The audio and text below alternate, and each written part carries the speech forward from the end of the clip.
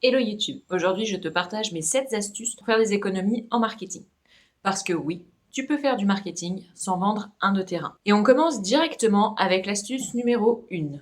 Fais un point sur tes frais fixes. Oui d'accord, c'est pas vraiment du marketing à proprement parler, mais c'est la base.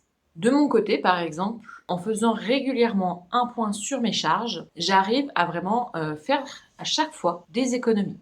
Mon premier exemple, c'est courant 2023, j'ai changé de contrat de téléphone. J'économise par mois 8 euros pour la même chose, le même forfait, voire même d'être un peu mieux. Et à l'année, ça fait 96 euros. Tu dis, ouais, enfin 96 euros à l'année, c'est pas grand chose. C'est quasiment le prix de ma licence Canva sur laquelle je crée mes visuels pour mes posts sur les réseaux sociaux, etc.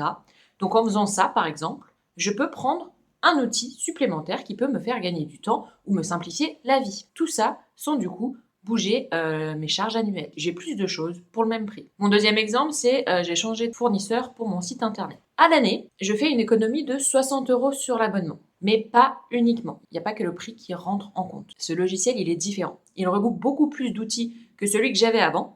Et du coup, je gagne énormément de temps par semaine et par mois. J'ai fait le calcul en préparant cette vidéo pour voir un petit peu combien ça me faisait vraiment gagner de temps. Au minimum, je gagne 5 heures par mois et c'est vraiment pas rien. Pour t'aider un petit peu à comprendre ce que 5 heures représente, je t'invite à faire le calcul de faire 5 heures par mois fois ton taux horaire, fois les 12 mois de l'année pour te rendre compte de combien d'économies réelles tu représentes. Parce que le temps que tu gagnes, c'est de l'argent. Parce que ce temps que tu gagnes, tu peux aller le vendre en prestation client. Donc oui, gagner du temps revient à gagner de l'argent. Mon conseil, profite justement de ce début d'année, on est encore en janvier, c'est encore le bon moment pour refaire un point sur tes différents contrats, y compris sur ta prévoyance et ta mutuelle. Et n'hésite pas à faire des points régulièrement dans l'année également pour voir s'il n'y a pas eu des changements, des nouveautés, des nouvelles offres que tu peux bénéficier pour un moindre coût. Deuxième point, fais une chose, puis une autre, mais pas tout en même temps. C'est important de procéder par séquence ou de faire au pas à pas parce que tu vas pouvoir t'assurer de l'efficacité de l'action que tu es en train de faire, mais aussi voir son retour sur investissement. Concrètement, en fait, faire une chose puis l'autre te laisse tout simplement le temps de renflouer ta trésorerie. Si tu commences à communiquer sur un réseau social, laisse-toi le temps de voir les retours avant d'aller faire de la pub, par exemple. Mon conseil principal pour ce point-là, c'est déculpabilise-toi. Arrête de te comparer aux autres. C'est pas parce que Y ou X fait tout que tu dois tout faire pareil. Tu ne sais pas si cette personne a commencé en même temps que toi, avant, beaucoup plus avant que toi, et s'il est réellement tout seul derrière toutes les actions qu'il met en place. N'oublie pas que chacun a son rythme et chacun a son parcours. L'important reste de toujours faire quelque chose et d'être dans l'action plutôt que dans la peur de faire les choses. Troisième astuce, mets ton budget là où ton client le verra. Si tu te déplaces chez tes clients, ils s'en fichent que ta voiture soit neuve ou d'occasion, tant qu'elle est en bon état et qu'elle est quand même correcte quand tu arrives, qu'elle soit pas complètement abîmée ou toute sale. Donc tu vas pouvoir faire des économies à ce moment-là, sur l'assurance, sur l'achat de ta voiture, etc. Et faire ça te permettra peut-être d'investir dans un meilleur outil de travail. Mon exemple à moi, ma voiture, c'est une voiture de 2009, une occasion que j'ai achetée en 2013 et je me déplace régulièrement en train et en transport en commun. Je fais des économies sur mon essence, sur mon assurance et mes frais de déplacement parce que je prends les abonnements donc ça me revient moins cher.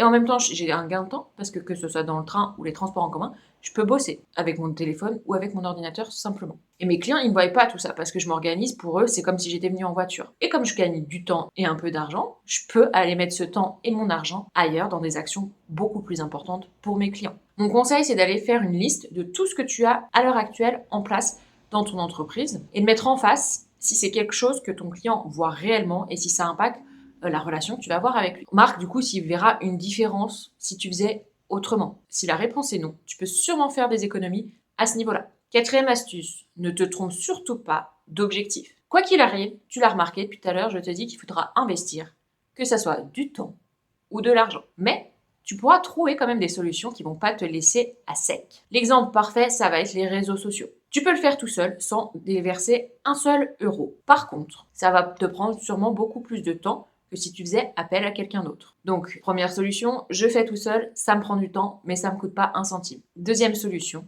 je fais appel à un community manager, ça me coûte de l'argent, mais ça me libère du temps pour, par exemple, mes projets clients. N'oublie pas aussi que certains objectifs ne sont pas prioritaires par rapport aux autres. Par exemple, tu viens de débuter. Tu n'as peut-être pas besoin d'avoir un site internet hyper optimisé, rempli de contenu pour démarrer. Une page vitrine peut te suffire, car le plus important quand tu te lances, ça reste de trouver tes premiers clients. Une fois que tu auras ces clients, tu vas dégager de la trésorerie. Donc là, tu pourras investir pour avoir ton beau site qui va te correspondre et qui te ramènera aussi de la clientèle. Mon conseil, c'est à toi de voir du coup ce qui est le plus important pour toi. Est-ce que passer du temps sur toutes tes tâches et ne pas toucher à ta trésorerie est plus important que dégager du budget pour avoir du temps pour les tâches plus importantes? À toi de faire la balance. 5e astuce, la créativité est ta meilleure arme. Je vais te mettre en image juste là 2 exemples. Le premier, c'est Burger King. C'est ultra parlant, tu vas voir. Quand Burger King a débarqué en France, ils ont seulement utilisé des bâches qu'ils mettent devant les magasins en imprimant les tweets des internautes au lieu de leur affichage classique Burger King arrive dans 3 mois. Quoi. Et ça a fait le tour des réseaux sociaux et ça n'a coûté que la bâche à Burger King. Le deuxième exemple, c'est avec Heinz qui surfe sur la vague de l'intelligence artificielle en montrant ce qu'est le ketchup pour l'intelligence artificielle. Donc voilà ce que ça donne.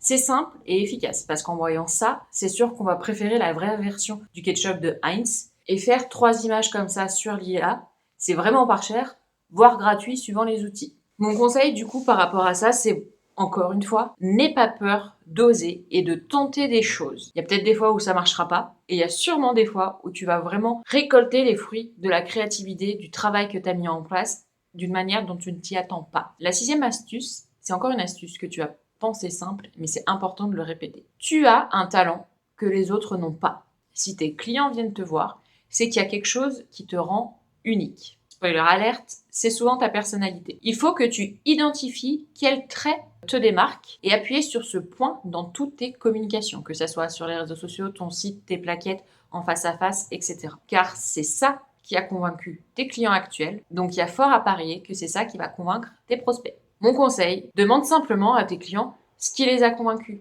Va à la source pour trouver la réponse. En plus, ça te fera l'occasion d'aller leur demander du feedback et surtout de laisser un avis, par exemple, sur ta fiche Google My Business. Un autre petit conseil, n'oublie pas d'écouter ton instinct. Tu te connais et tu sais ce qui est propre à toi que les autres n'ont pas. Mets-le en avant. Et la dernière astuce, celle-là, normalement, tu as dû la voir venir.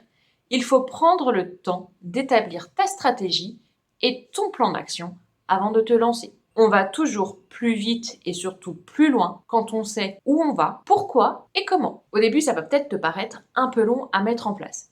Mais au final, sur le long terme, tu vas vraiment gagner du temps. Tu vas gagner aussi de l'argent parce que tu vas mettre en place que des actions utiles, concrètes et qui seront efficaces. Et en plus, comme tu sais ce que tu fais, pourquoi et comment, tu vas gagner en stress. Un exemple, encore une fois, très simple pour bien que tu comprennes ce que je te raconte. Tu n'as peut-être pas besoin d'imprimer 1000 flyers pour te rendre sur un salon en tant qu'exposant. Tu peux avoir seulement une version en format PDF que tu vas envoyer par mail aux intéressés. 2 avantages. Le premier, tu ne te retrouveras pas avec un stock de flyers non distribués à la fin de ton salon.